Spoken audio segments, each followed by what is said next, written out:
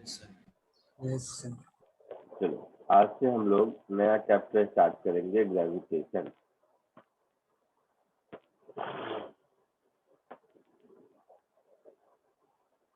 School में भी पढ़ चुके होगे तुम लोग।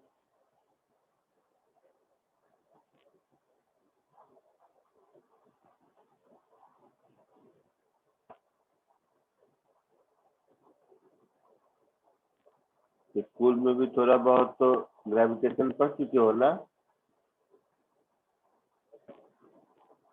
सर स्कूल में नहीं पढ़ा।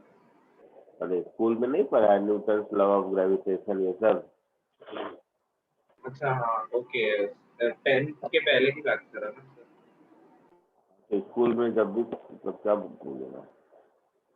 हाँ सर 11th में नहीं पढ़ा लेकिन 9th में पढ़ा था। तो क्या होता है, कोई भी दो ऑब्जेक्ट किसी भी शेप साइज का हो, एक दोनों के बीच दोनों एक दूसरे को अट्रैक्ट करते हैं। ये जो म्यूचुअल अट्रैक्शन एग्जिस्ट करता है नेचर में, इस म्यूचुअल अट्रैक्शन को हम लोग ग्रेविटेशन कहते हैं। तो any two physical body attract each other.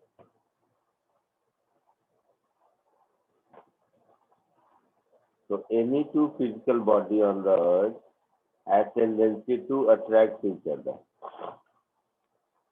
तो ये एक नेचुरल फोर्स है, इसको आप कुछ नहीं कर सकते। ठीक है, तो जितने भी फिजिकल बॉडी है, फिजिकल बॉडी में बोलता हूँ मतलब जिसमें की मास है। ठीक है,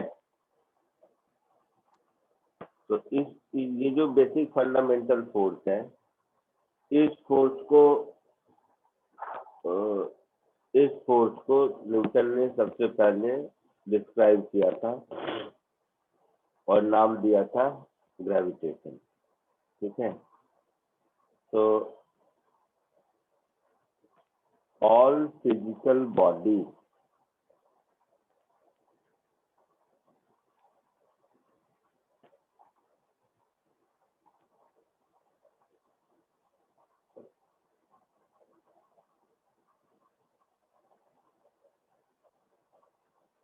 attract each other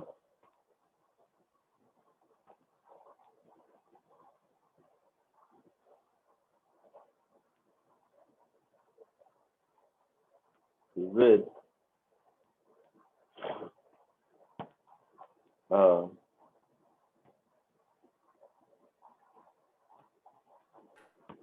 natural force of attraction.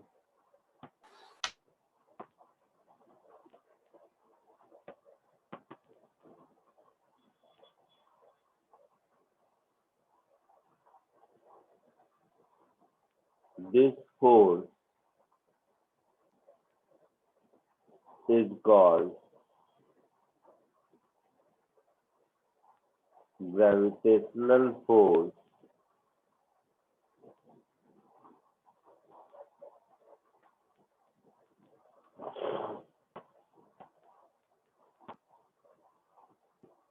and the phenomena is called gravitation.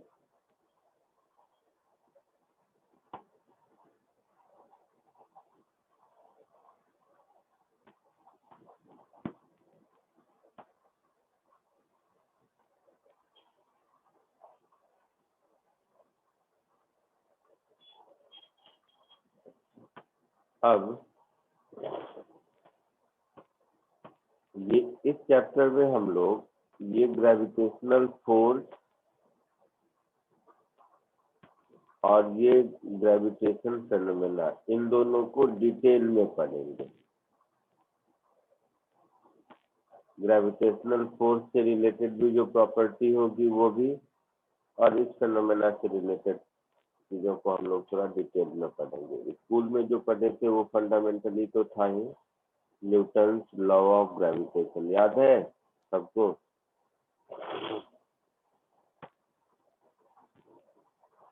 याद है सबको न्यूटन लॉ ऑफ ग्रेविटेशन।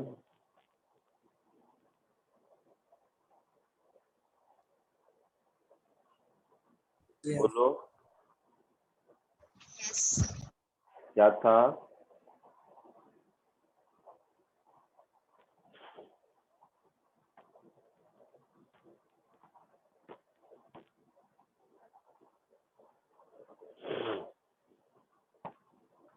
कोई भी 2 पॉइंट मासेज है,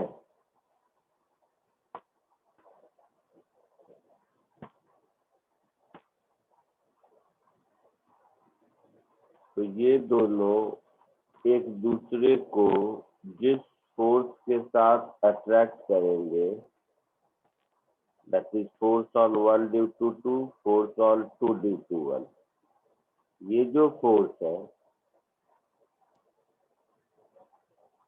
इस फोर्स का मैग्नीट्यूड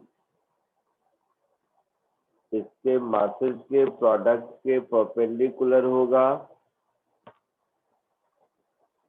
सॉरी मासेस के प्रोडक्ट के प्रोपोर्शनल होगा,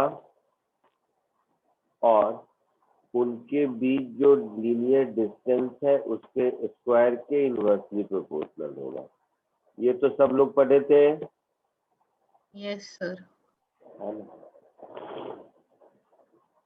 तो इन दोनों से कंबाइन करके एक इक्वेशन मिला था जो सबको आता है स्कूल में भी, F is equal to capital G m1 m2 upon r square. इसमें ये जो कैपिटल G है इसको यूनिवर्सल ग्रेविटेशनल कांस्टेंट कहते हैं।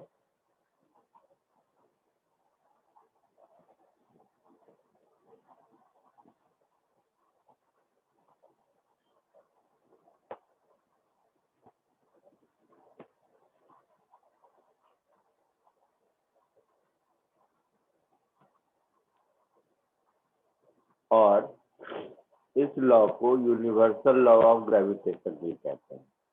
ठीक है,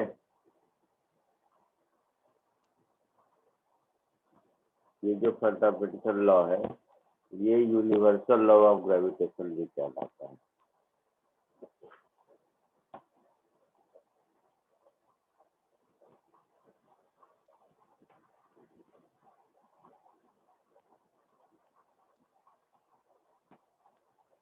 तो ये सब तो फंडामेंटल आप लोगों को आता होगा। इसमें ये जो जी है, इस जी की यूनिट क्या होगी? तो न्यूटन मीटर स्क्वायर पर केजी स्क्वायर, ऐसा लिख सकते हैं।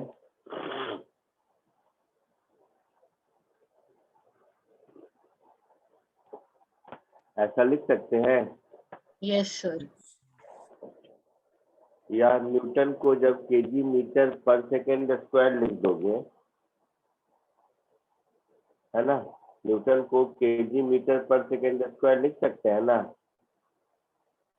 यस तो न्यूटन को केजी मीटर पर सेकेंड स्क्वायर लिखोगे, मास इनटू एक्सीलरेशन, फिर ये क्या हो जाएगा?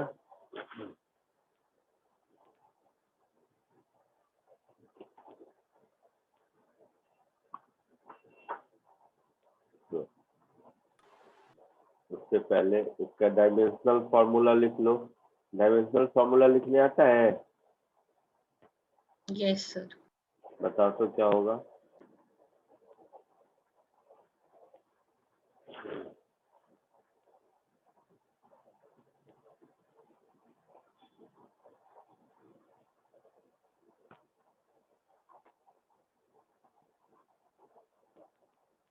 जल्दी देखो, न्यूटन का तो हो जाएगा m/l/c-2 होगा, यस सर मीटर स्क्वायर का l स्क्वायर, और केजी स्क्वायर का अगेन m स्क्वायर, ऐसा होगा।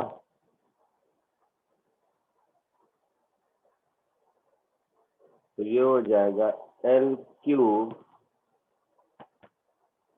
c-2 m-1। को और ठीक कर दें फाइनली, तो m-1 l³ c-2, ठीक है।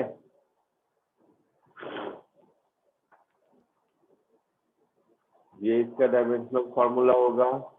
मेडिकल में ये सब इम्पोर्टेंट है, पूछा जाता है छोटा छोटा। यहाँ तक कोई दिक्कत? No sir. तो पहले यहाँ तक कॉपी कर लीजिए, फिर आगे बढ़ते हैं।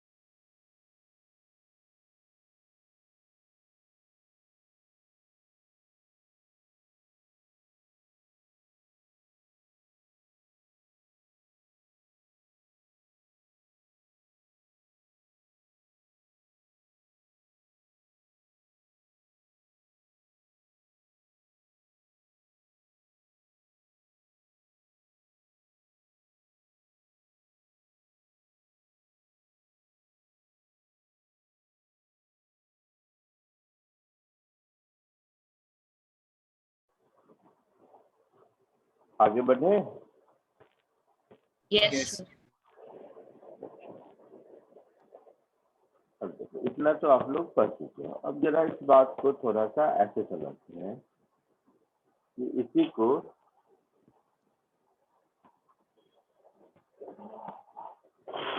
ये तो क्या है कि किसी भी 2 पॉइंट मास सिस्टम के लिए ये वाला फोर्स ये दोनों एक दूसरे पर लगाता है ना। तो ऊपर जो हम लोगों ने देखा था force on A due to B vector और force on B due to A vector, इन दोनों का मैग्नीट्यूड इक्वल होगा बट डायरेक्शन अपोजिट होगा। Yes, sir. ये बात समझ में आ रही है।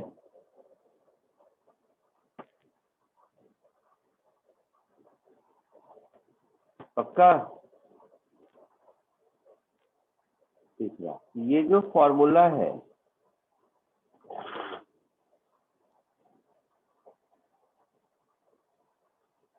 F is equal to G m1 m2 upon r square,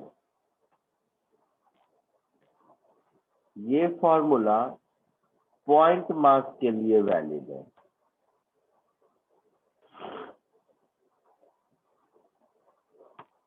is valid for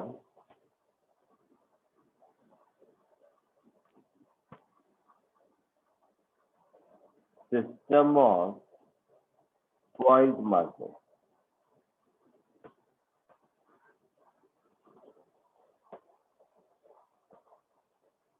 However,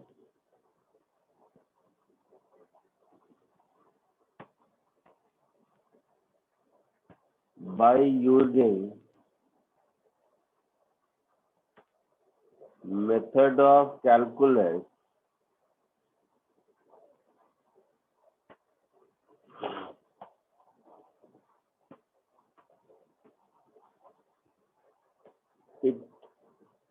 it is used for system of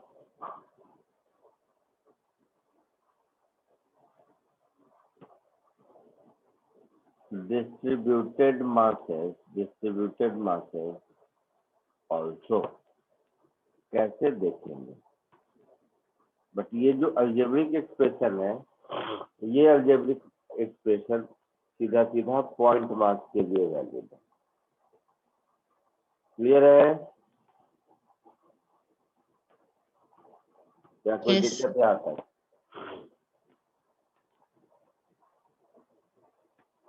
आगे बढ़ो। Yes, sir. ये लिख लो, ये दोनों लिख लो, ये 2 पॉइंट, फिर आगे बढ़ता हूँ क्योंकि ऊपर करूंगा अभी।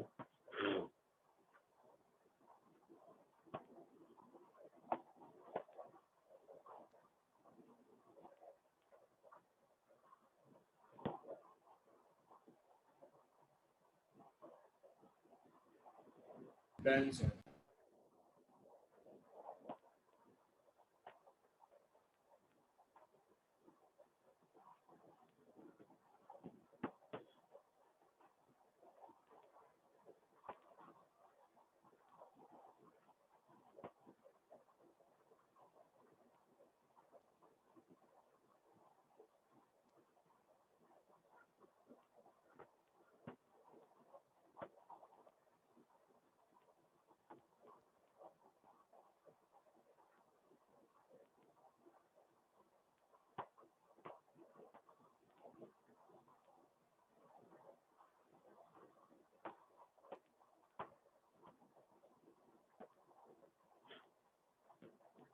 आगे बढ़ो।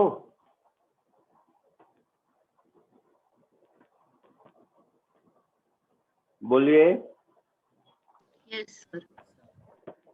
तो next topic is Newton's law of gravitation in vector form.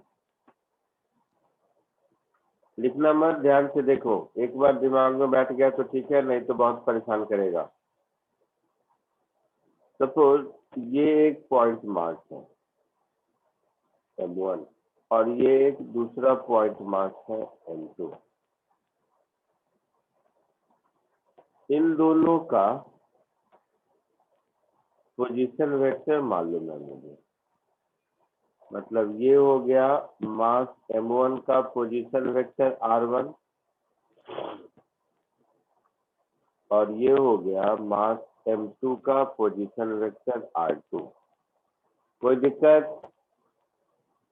No, sir.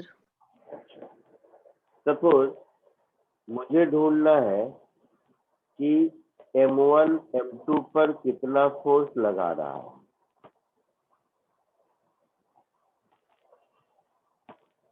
या M2 M1 पर कितना फोर्स लगा रहा है, कोई एक ढूंढ लेंगे तो हमारा काम चलेगा। तो सबसे पहले फोर्स ऑन 1 ड्यू टू 2, तो फोर्स ऑन 1 ड्यू टू 2 का डायरेक्शन इधर होगा, है ना। इसको लिखेंगे F12। लिखना मत आप लोग, इसको हम लोग कहेंगे force on M1 due to M2, ऐसा बोलेंगे। Yes sir. ये जो वेक्टर है 1 से 2 वाला, ये जो वेक्टर है 1 से 2 वाला, इस वेक्टर का इस वेक्टर को मतलब मैं ये पूछना चाह रहा हूँ R2 माइनस R1 लिख सकते हैं, ये वाला vector. Yes sir. Yes, sir. ये वेक्टर R2 माइनस R1 होगा। Yes sir.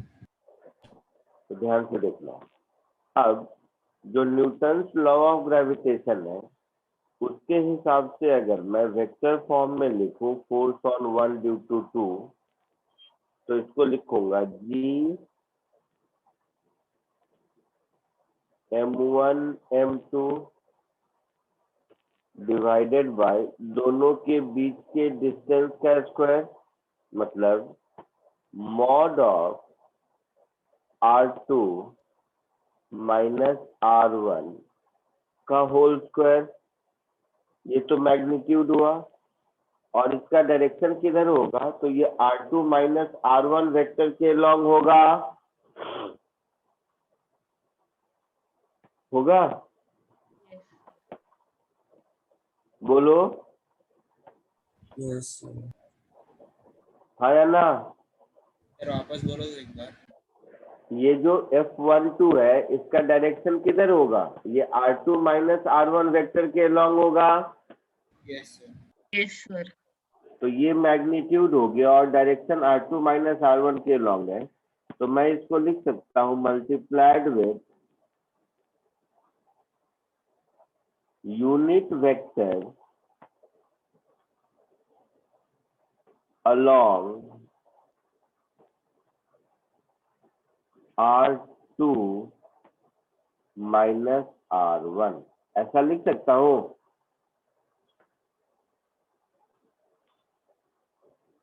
हाँ या ना। Yes, sir. अच्छा, unit vector along a vector क्या होता है, vector upon vector divided by its magnitude, ऐसा होता है। Yes, sir. तो R2 माइनस R1 के मॉड का स्क्वायर, और ये हो जाएगा vector divided by its magnitude, that is R2 minus R1 upon mod of R2 minus R1, ऐसा होगा। Yes, sir. बोलो। Yes sir. तो finally force on 1 due to 2 आपको मिल गया G M1 M2 upon mod of R2 minus R1 का whole cube multiplied with R2 minus R1। समझ आया? Yes sir. अब कॉमन सेंस से बताओ, इसी को अगर हम फोर्स ऑन 2 ड्यू टू 1 लिखेंगे तो क्या लिखेंगे? माइनस तो फोर्स ऑन 2 ड्यू टू 1 में मैग्नीट्यूड में कोई चेंज नहीं आएगा,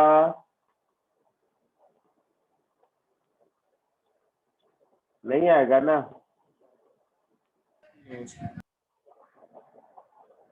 यहाँ पर R1 माइनस R2 हो जाएगा। Yes sir.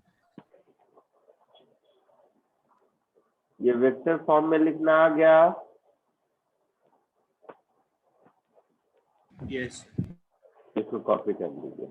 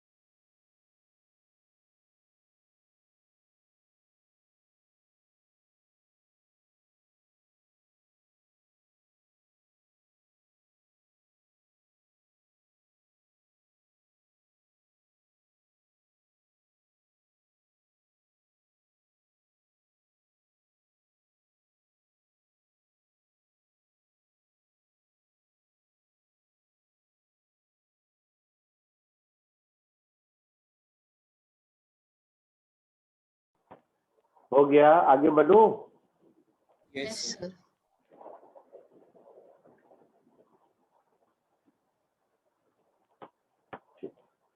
तो चलिए, ये जो अभी पॉइंट मार्क्स के लिए न्यूटन्स लॉ ऑफ ग्रेविटेशन किया, उस पे बेस एक दो क्वेश्चन कीजिए।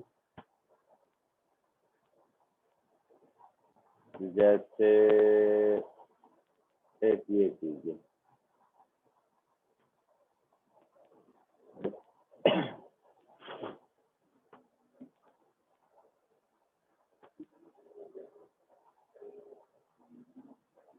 दिख रहा है?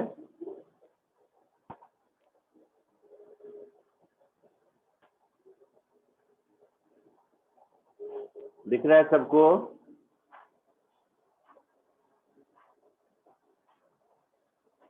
क्वेश्चन दिख रहा है सबको? कोशिश कीजिए इसको।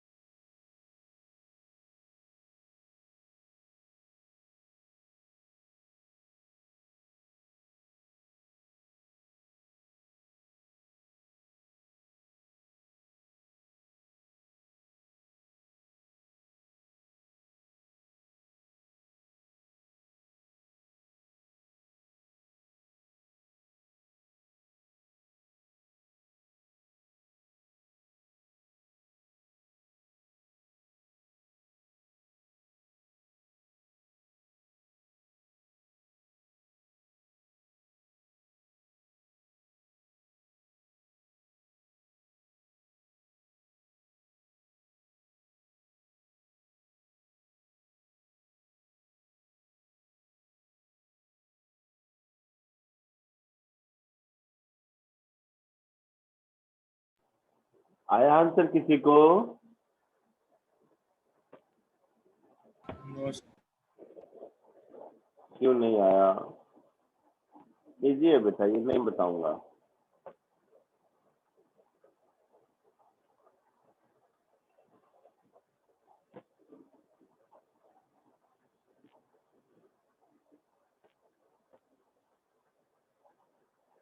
देखो,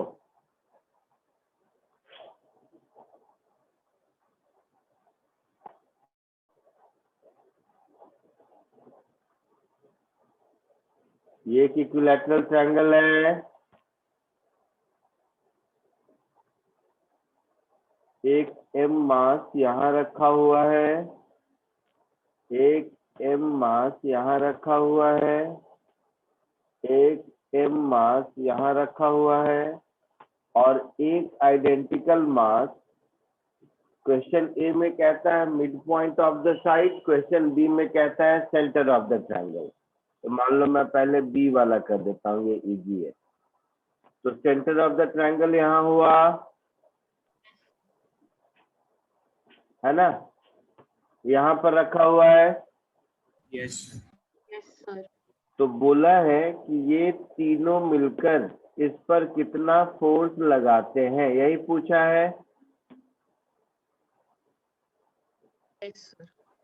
यही पूछा है ना कि तीनों सिस्टम, तीनों मिलकर इस स्मॉल एम पर कितना फोर्स लगाएंगे, यही पूछा है। Yes sir. तो ये भी इस पर फोर्स लगाएगा, ये भी इस पर फोर्स लगाएगा। ये तीनों इसको अपनी ओर अट्रैक्ट करेगा, एक इधर, एक इधर और एक इधर, हाँ या ना? Yes sir. और सब कुछ आइडेंटिकल है, तो ये तीनों फोर्स इक्वल होगा। Yes yes. सर। पक्का? यस। ये एंगल कितना होगा, ये एंगल कितना होगा, और ये एंगल कितना होगा? 20 कितना? 120 120। 120 डिग्री। तो ये तीनों 120 डिग्री होगा। तो अब तो ये वेक्टर का क्वेश्चन हो गया। एक ऑब्जेक्ट पर तीन आइडेंटिकल फोर्स 120, 120, 120 पर लग रहा है, तो इसका रिजल्टेंट कितना होगा?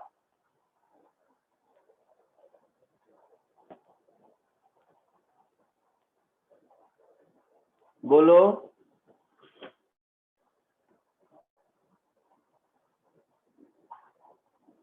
जीरो नहीं होगा? हाँ सर, 0 है। नहीं समझ आया तो बोलो, बताता हूँ, और आया तो ठीक है। ये जीरो होगा, ये समझ आया या नहीं आया? सोच के बताओ। आ गया सर। नहीं आया सर। नहीं आया? जिसको नहीं आया इधर देखो। सपोज,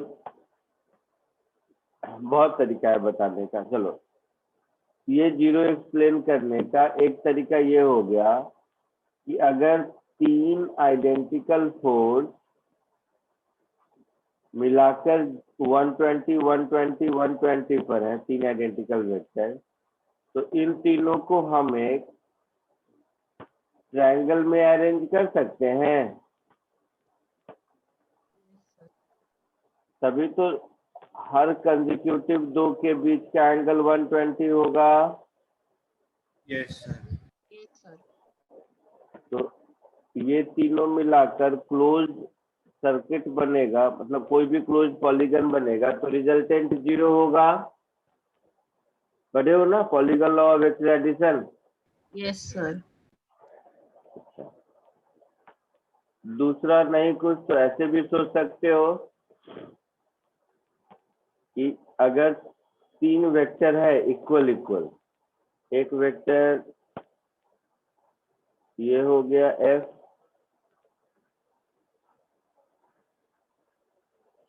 दूसरा वेक्टर ये हो गया F, और तीसरा वेक्टर ये हो गया F।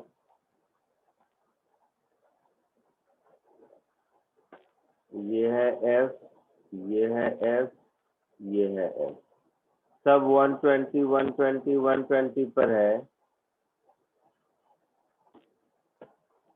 तो कॉमन सेंस से दिख रहा है सब अगर 120 पर है तो ये एंगल 60 डिग्री होगा, ये एंगल 60 डिग्री होगा। तो इस एफ का ये वाला कंपोनेंट एफ साइन 60 होगा, इस एफ का ये वाला कंपोनेंट एफ साइन 60 होगा, और इस दोनों एफ का इधर वाला कंपोनेंट ऐड होकर 2f cos 60 होगा। हाँ या ना? Yes, sir. बोलो। Yes, sir.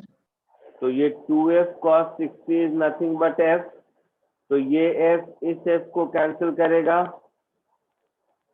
और ये f sin 60 इस f sin 60 को कैंसिल करेगा।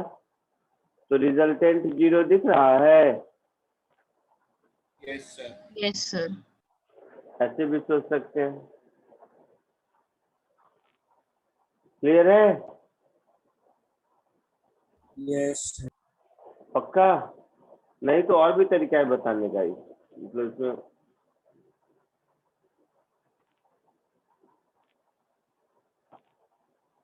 आया समझ में? Yes, sir. वो दोनों इक्वली डिवाइड, क्या बोल रहे हो? वो दोनों इक्वली डिवाइड कैसे 60 डिग्री मतलब?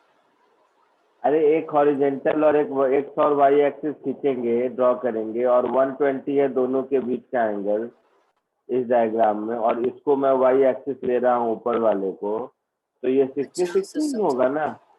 हाँ हाँ हाँ सर समझ। चलो इसको कॉपी करो, और क्वेश्चन नंबर ए एक बार फिर से कोशिश करो खुद से। नहीं होगा तो मैं कर दूंगा, इसमें फिजिक्स का ही नहीं, सिर्फ और सिर्फ वेक्टर का यूज है और कुछ नहीं।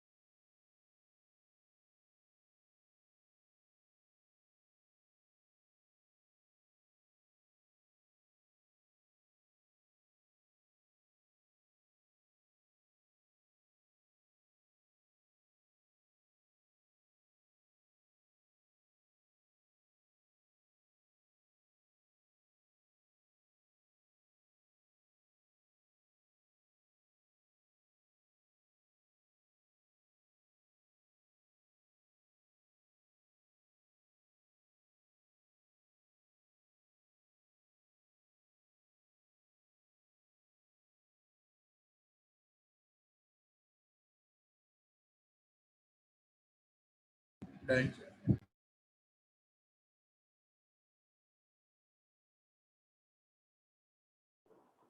हो गया? आया कुछ आंसर? Sir, F. क्या?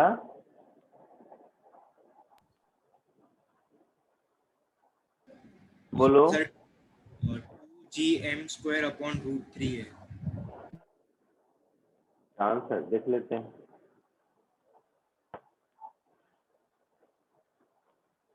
सॉल्व करके देख लेते हैं। ए पार्ट में देखो, ए पार्ट में क्या बोला है कि इसको एक साइड के बाइसेक्टर मिड पॉइंट पे रखा है, ऐसा कुछ बोला है ना? हाँ सर। तो यहाँ पर मास m है, यहाँ पर पॉइंट मास m है, यहाँ पर पॉइंट मास m है, और फोर्थ पॉइंट को रखा है साइड बाइसेक्टर। यहाँ पर कहीं जो फोर्थ पॉइंट मास है उसको यहाँ पर कहीं रखा है, हाँ या ना? Yes sir. तो देखो, इस पर ये तीनों फोर्स लगाएंगे, ये इधर लगाएगा कुछ, ये इधर उतना ही लगाएगा, न कम न ज्यादा, क्योंकि सब कुछ आइडेंटिकल है, प्रोडक्ट Yes. ऑफ मास और डिस्टेंस दोनों। यस और ये इसको अपनी ओर पुल करेगा। Let this force is F dash.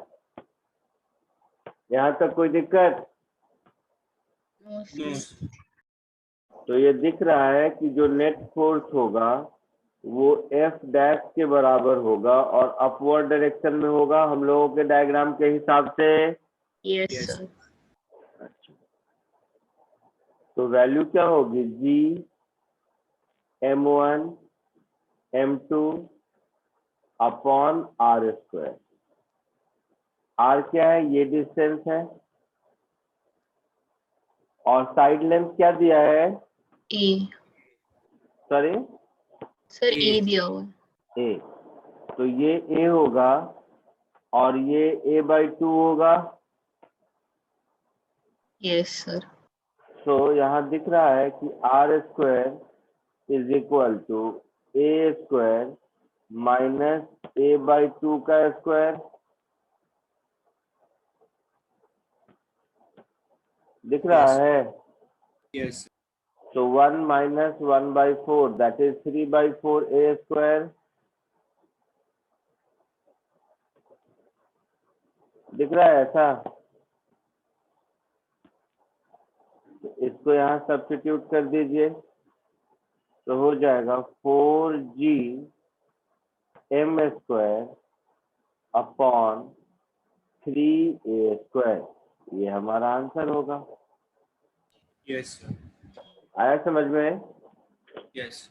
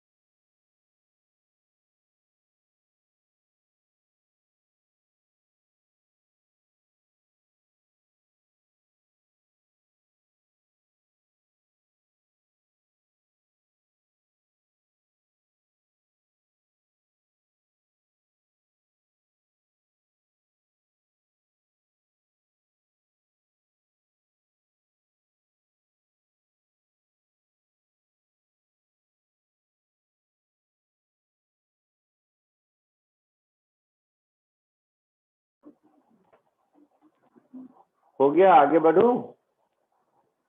Yes sir. Sir.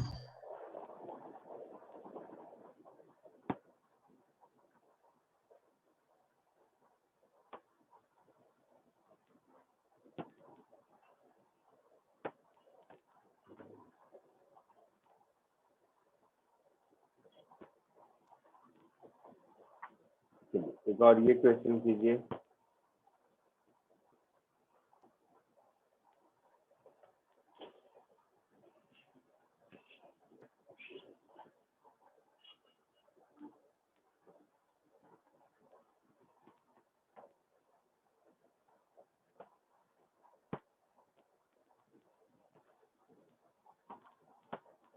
इसको कोशिश कीजिए।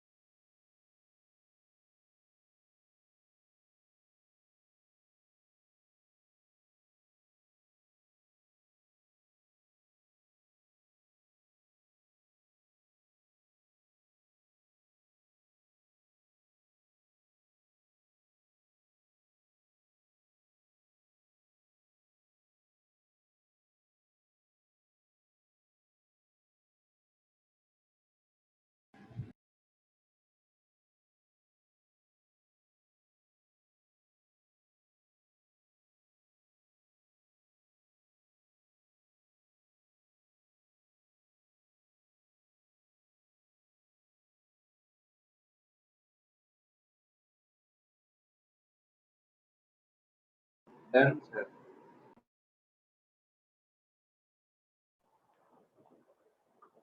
बोलो क्या आया आंसर? सर √17 GM/4 आ रहा है। अभी देखते हैं। सिमिलर है जैसा पहले किया था कि एक ट्रायंगल, ठीक है, तो ऐसा है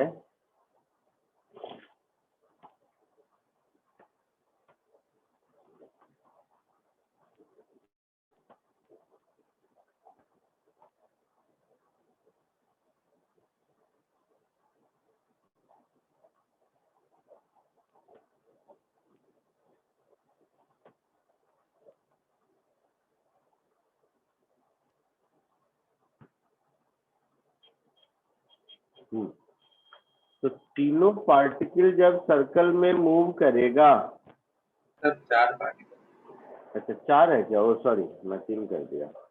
एक मिनट।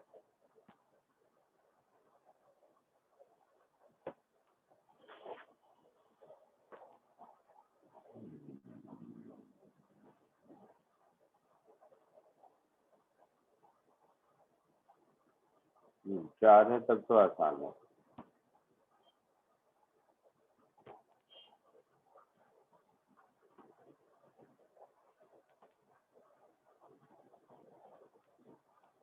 तो 4 पार्टिकल अगर सर्कल में मूव करेगा तो ये चारों मिलकर हमेशा,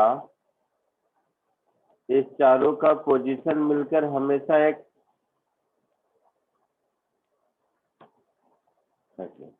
ये चारों का पोजीशन मिलकर हमेशा एक रेक्टेंगल या स्क्वायर ऐसा कुछ बनाएगा। किसी मोमेंट पर अगर हम इस चारों पार्टिकल के पोजीशन को ड्रॉ करें तो ऐसा ही होगा। जरूरी नहीं है ना, क्यों जरूरी नहीं है? वो कहीं भी होंगे तो रेक्टेंगल कैसे बनेगा? जोर से बोल। सर वो कहीं भी कोई भी 4 पॉइंट कहीं भी होंगे तो रेक्टेंगल कैसे बनेगा? क्योंकि वो कोई भी चार पार्ट, कोई भी पार्ट, आई मीन कोई भी 4 पॉइंट एक सर्कल पर ज्वाइन करोगे तो एक क्वाड्रिलेटरल बनेगा, है या ना? हाँ वो बनेगा। आप देखते हैं रेक्टेंगल बनेगा कि नहीं, यही देखते हैं। तुम लोग का तो दिमाग पता नहीं, सोचना बंद कर दिया। सब ध्यान से सुनेगा। रेक्टेंगल बनेगा या स्क्वायर बनेगा? चारों मिला के क्वाड्रिलेटरल बनेगा, हाँ या ना? Yes sir. चारों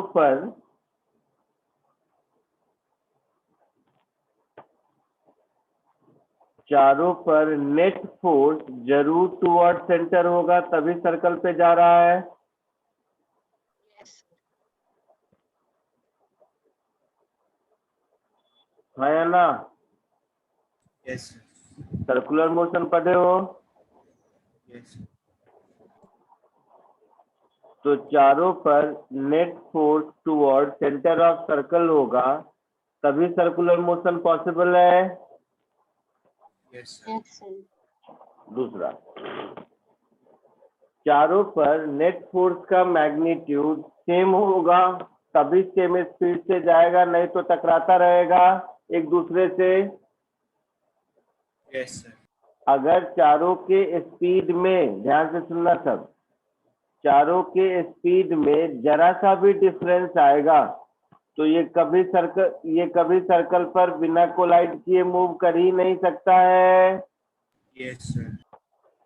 तो चारों का स्पीड सेम है, रेडियस सेम है, तो सेंट्रीपिटल फोर्स जो लगेगा वो सेम होगा,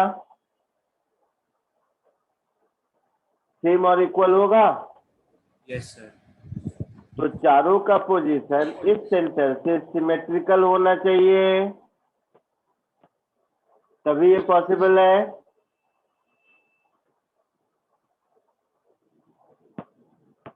बोलो। Yes, sir. तो इसका मतलब है ये चारों मिलकर स्क्वायर ही बनना चाहिए, और कुछ क्या बनेगा? तभी तो सब पर नेट फोर्स सेम होगा। यस हाँ या ना?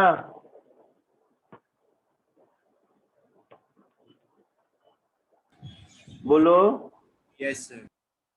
जैसे कुछ नाम दे दो, 1 2 3 4, खुद समझ आया कैसे। मान लो 1 को देखते हैं, किसी एक पार्टिकल को देखो, 1 को देखते हैं, तो 1 पर 4 इधर फोर्स लगाएगा, 1 पर 2 इधर फोर्स लगाएगा, सब ध्यान से सुनो, और 1 पर 3 इधर फोर्स लगाएगा।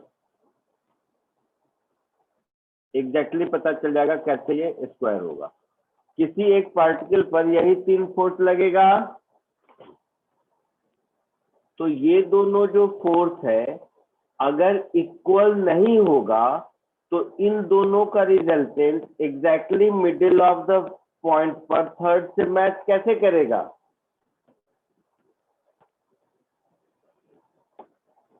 दो वेक्टर अगर इक्वल होगा तभी तो रिजल्टेंट, क्योंकि रिजल्टेंट मेरा इसी लाइन में आना है और इस लाइन में थर्ड का फोर्स है ही, मतलब इन दोनों का भी इधर है, तो ये F1 जितना होगा उतना ही ये F1 भी होना चाहिए। Yes sir.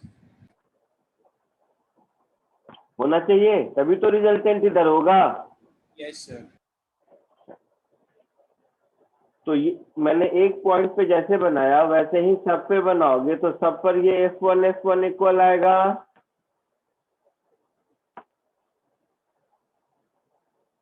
सब पर यही कहानी होगी, इक्वल आएगा तो डिस्टेंस सेम रहेगा, डिस्टेंस सेम रहेगा तो स्क्वायर ही बनेगा। Yes, sir. Yes sir. तो मतलब रिजल्टेंट सेंट्रीपिटल डायरेक्शन में चाहिए। हाँ, रिजल्टेंट सेंट्रीपिटल डायरेक्शन में होना चाहिए। हाँ सर्कुलर मोशन है तो, है ना? सर। अगर यूनिफॉर्म सर्कुलर मोशन है तो रिजल्टेंट फोर्स सेंट्रीपिटल डायरेक्शन में ही होना चाहिए ना। यस। तो देखो ध्यान से, अब सब देखेगा। अगर मैं net force on any one of particle बोलूं तो ये होगा F1√2 प्लस F के बराबर। सोच के बोलो हाँ या ना।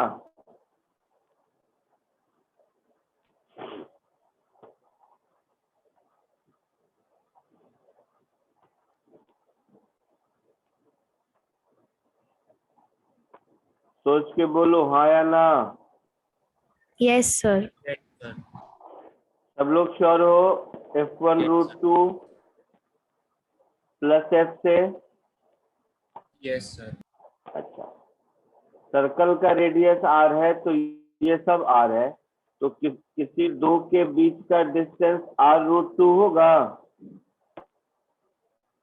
Side length of the square, क्योंकि Yes. स्क्वायर के डायगोनल परपेंडिकुलर होंगे ना। तो समझ आया? Yes sir. समझ आया कि नहीं? यस तो सर। वो R√2 एक बार बताओ। मैं बताऊंगा, सोचो खुद से।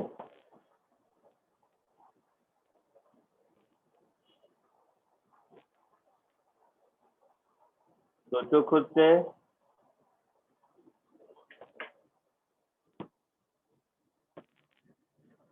हाँ सर। 45 समझ डिग्री आया? एंगल। ये हाँ आर है, ये आर है, ये राइट एंगल ट्रायंगल है, तो ये R√2 होगा। हाँ सर। समझ गया? यस। तो GM² अपॉन 2R², ये F1 हो गया। और ये जो मैंने F लिखा है वो क्या है? डायगोनली अपोजिट के बीच का फोर्स, तो ये हो जाएगा GMM, ये डिस्टेंस तो 2R हो जाएगा बेटा। Yes sir. तो GM² अपॉन 4R², ऐसा होगा। Yes sir. बोलो। Yes sir. So from 1 2 and 3 जो F net है वो हो जाएगा f1 root two plus f, that is root two times gm square upon r square, two root, नहीं रूट टू तो ऊपर था ही, नीचे, अच्छा नीचे टू लिख दो ऐसा, plus f, that is gm square upon 4r square, ऐसा होगा। Yes, sir. तो यहाँ पर हम लोग कॉमन ले सकते हैं gm square upon 2r square, इसको कॉमन ले लिया तो ये हो गया रूट टू प्लस 1/2। ये जो नेट फोर्स है ये सेंट्रीपिटल फोर्स के बराबर होगा, that is mv square by r के,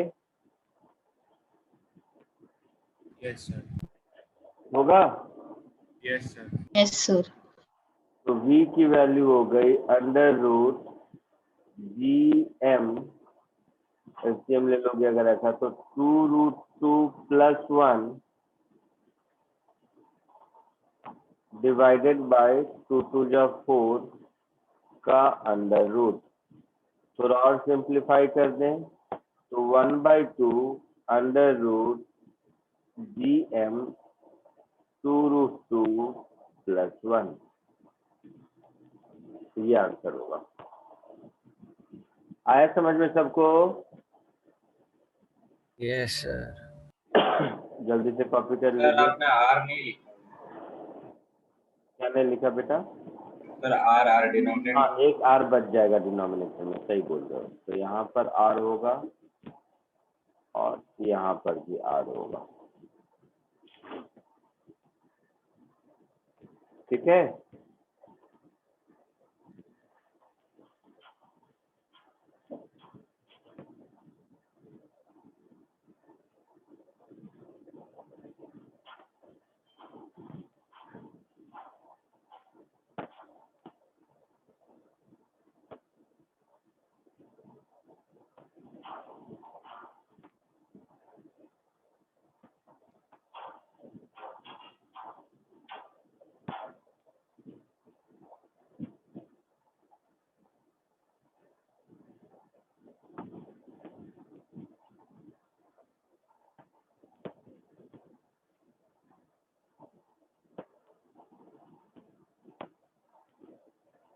हो गया, आगे बढ़ो। Yes sir. ठीक है, नेक्स्ट। सर रुको, सॉरी, सर एक मिनट, सर रुको एक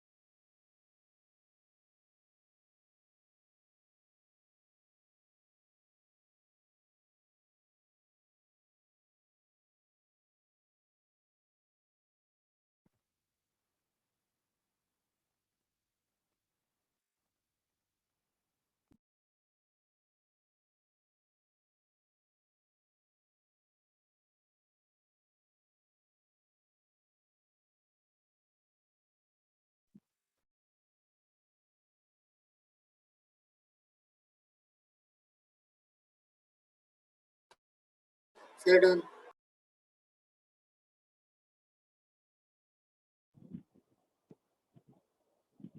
आगे बढ़ो।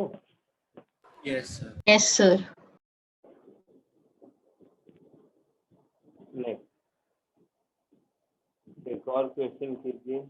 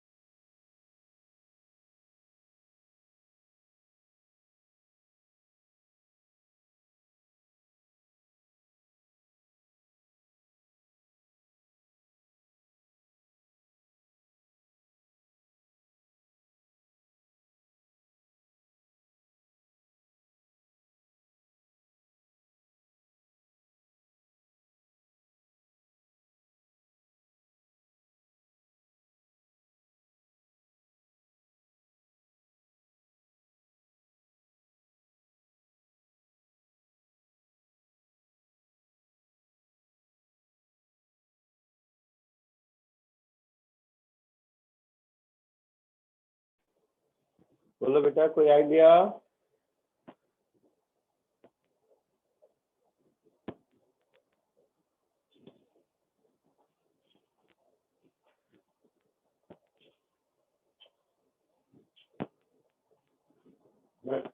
दो मेथड है इसको सॉल्व करने के, एक फोर्स मेथड और दूसरा एनर्जी मेथड। दोनों मेथड से सॉल्व कर देता है।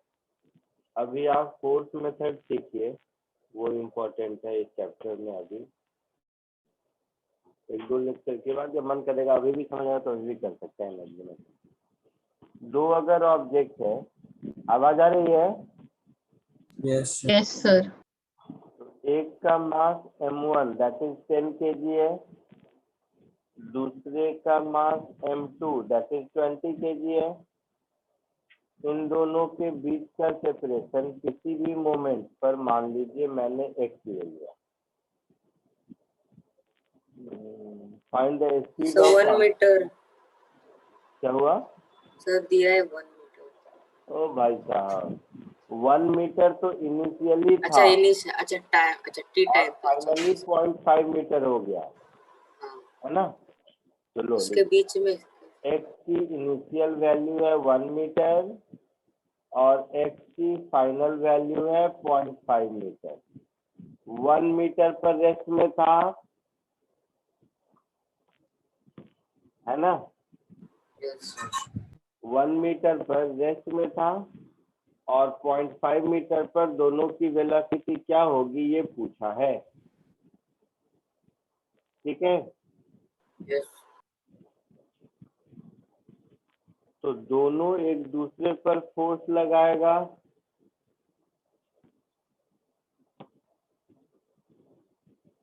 ये दोनों फोर्स इक्वल होगा। Yes sir. फोर्स की वैल्यू जी m1 m2 upon x square होगी। Yes, sir. तो किसी एक पर, मान लो मैं m1 पर देखता हूँ, तो एक्सीलरेशन ऑफ 1 इसको मैं लिखूंगा f upon m1 that is G m2 upon x square. Yes sir. Yes, sir. Acceleration को मैं d v d v by d x लिख सकता हूँ। Yes sir. है ना? Yes sir. Yes, sir. अच्छा, उस पे आते हैं। एक चीज और देखो कि इस सिस्टम पर नेट फोर्स तो 0 है हमेशा। Yes sir. हमेशा नेट फोर्स 0 है ना? यस सर लीनियर में नेट फोर्स इस सिस्टम पर 0 है, इक्वल अपोजिट लग रहा है। यस तो इसके सेंटर ऑफ मास का पोजीशन नहीं चेंज करना चाहिए। Yes, sir. Yes, sir. नहीं चेंज करना चाहिए ना? तो सेंटर ऑफ मास का पोजीशन, सेंटर ऑफ मास का पोजीशन तभी नहीं चेंज करेगा जब ये अपनी जगह से, अगर कॉमन सेंस से देखो, कुछ भी इधर तो एक्स लिखा है, मैं आर लिख देता हूँ, आर आगे आया तो ये अपनी जगह से 2r आगे आएगा। तभी तो सेंटर ऑफ मास जहां था वहीं रहेगा।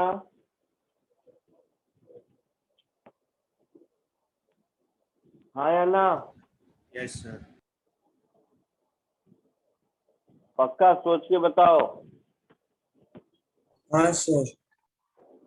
Yes, sir. सब लोग श्योर हो? तो पहले डिस्टेंस 1 मीटर था और अब डिस्टेंस 0.5 मीटर हो गया है। तो ये कितना आगे गया होगा और ये कितना आगे गया होगा पता चल जाएगा। यस। मतलब इस 3r की वैल्यू 0.5 मीटर हो गया। Yes sir. Yes, sir. तो r की वैल्यू 0.5/3 मीटर हो गई। यस मतलब फर्स्ट अपनी जगह से इतना डिस्प्लेस हुआ है, सेकेंड अपनी जगह से फर्स्ट मतलब m1 अपनी जगह से टूवर्ड डिस्टेंस 1/3 मीटर और m2 अपनी जगह से 1/6 मीटर आगे जाएगा।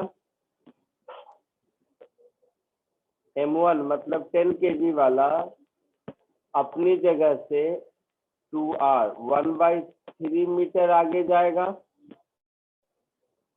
और m2 दैट इज 20 kg वाला अपनी जगह से 1/6 मीटर पीछे जाएगा। क्वेश्चन में पूछा नहीं है, बट ये भी पूछता तो अच्छा क्वेश्चन होता। आई बात समझ में? यस सर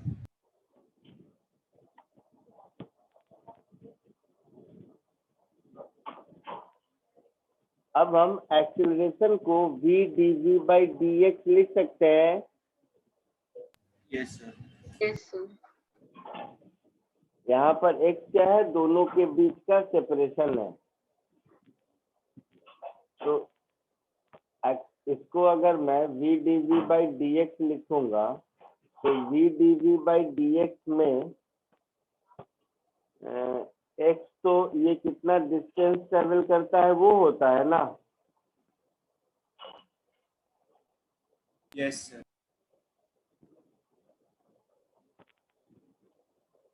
समझ रहे हो कि नहीं? कुछ यस सर यस पहले इसको कॉपी कर लो यहाँ पर।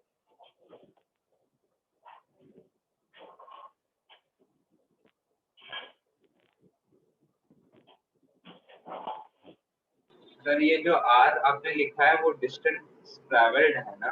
हाँ हाँ, जिस समय इसके बीच का डिस्टेंस 0.5 मीटर हो जाएगा तो ये 10 kg वाला और 20 kg वाला दोनों ट्रेवल किया होगा कुछ ना कुछ। यस सर 10 kg वाला भी थोड़ा आगे गया होगा और 20 kg वाला भी थोड़ा आगे गया होगा। सर लेकिन अगर दोनों के बीच में डिस्टेंस 0.5 मीटर बचा तो उन्होंने डिस्टेंस 0.95 मीटर ट्रैवल किया ना?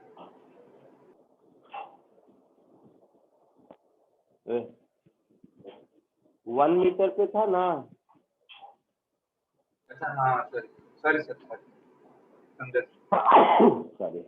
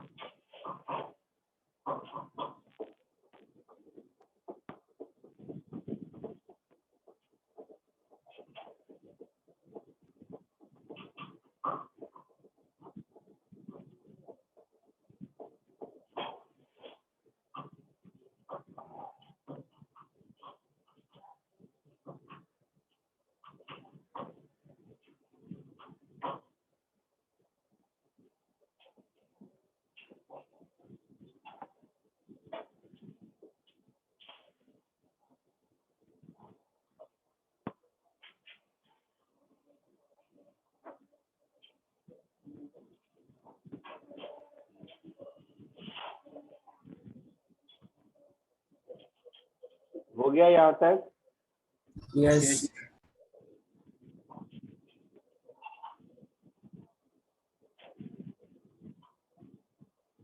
आगे बढ़ूं? Yes Sir. चलो फोर्स के बदले इसको एनर्जी कर देता हूँ तो और आसान हो जाएगा। वर्क फॉर एनर्जी में ये तो पढ़े होगे कि work done bye all forces is change in kinetic energy.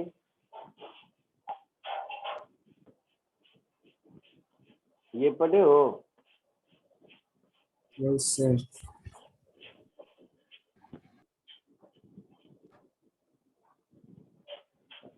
तो जिस मोमेंट पर ये यहाँ होगा उस समय इसकी वेलोसिटी इधर और इसकी वेलोसिटी इधर होगी। अगेन नेट फोर्स 0 है तो मोमेंटम कंजर्व रहेगा।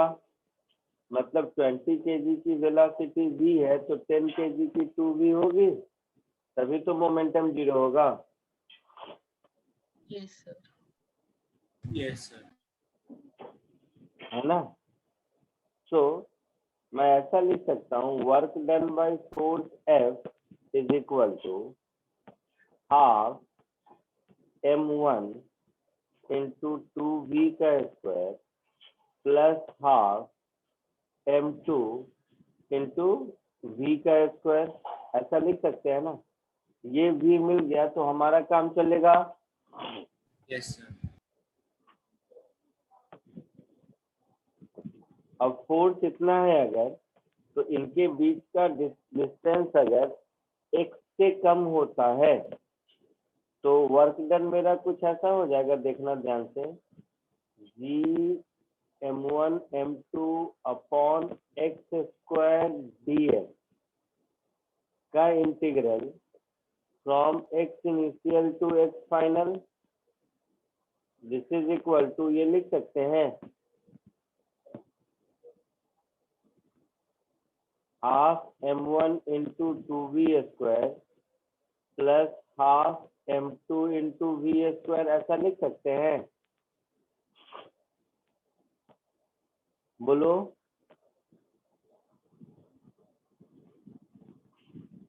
Yes sir. नहीं, चलो सुन लो,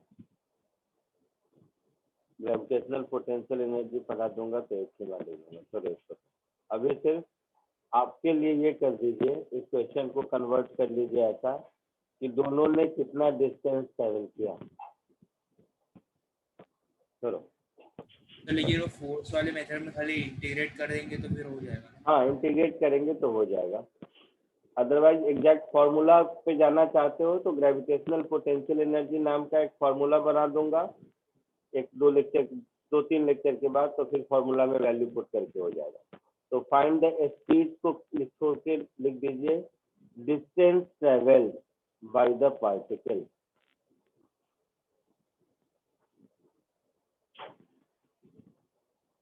distance travel by the particles when separation become 0.5 metre. तो इसका आपका यही आंसर हो जाएगा, है ना। अब डिस्टेंस ट्रेवल करने के बाद उस मोमेंट पर किसका एक्सीलरेशन कितना होगा, किसकी वेलोसिटी कितनी होगी, कौन कितना डिस्टेंस चला, ये सब निकाल सकते हैं, बाद में निकाल लेंगे। ठीक है, चलिए आज के लिए इतना ही, नेक्स्ट लेक्चर में मिलते हैं। सर मुझे एक वर्क पावर एनर्जी में डाउट था। अच्छा, डाउट करेंगे, किस सेंटर पे हो तुम? सर नहीं मतलब सर मैं खारगा सेंटर। कहाँ पे? हार्वर्ड में, रामसे ठाकुर में? हाँ अच्छा अच्छा, बोलो क्या डाउट है। सर मतलब एक सिचुएशन में डाउट है कि सर इनिशियल सर ग्रेविटेशनल जब हम लिफ्ट करते हैं एक ऑब्जेक्ट को तो फिर इनिशियल वेलोसिटी भी जीरो होती है और फाइनल वेलोसिटी भी जीरो होती है, तो फिर सर वर्क डन mgx कैसे होगा, मतलब mgh अगर हमारी फोर्स अगर mgh से ज्यादा है तो? हमारा फोर्स कहाँ mg से ज्यादा है? अगर हमारा फोर्स mg से ज्यादा होता तो इस ऑब्जेक्ट को हम विथ एक्सीलरेशन उठाते ना। हाँ सर एक्सीलरेशन से ही उठा रहे हैं ना। तो एक्सीलरेशन से अगर उठाएंगे तो इनिशियल और फाइनल वेलोसिटी कैसे जीरो रहेगी दोनों? सर फाइनल वेलोसिटी सर मतलब स्टॉप करेंगे तो जीरो ही रहेंगे ना, अगर ऊपर जाके हम लोग स्टॉप करेंगे तो। ऐसे नहीं होता, ये जो तुम पढ़ रहे हो ना, सर ने ग्रेविटेशनल पोटेंशियल एनर्जी पढ़ाया होगा, वहां पे कंफ्यूजन तुम्हें आया होगा। मैं बता देता हूँ, रुक जाओ जरा सा, मैं रिकॉर्डिंग स्टॉप कर लूँ फिर बताता हूँ।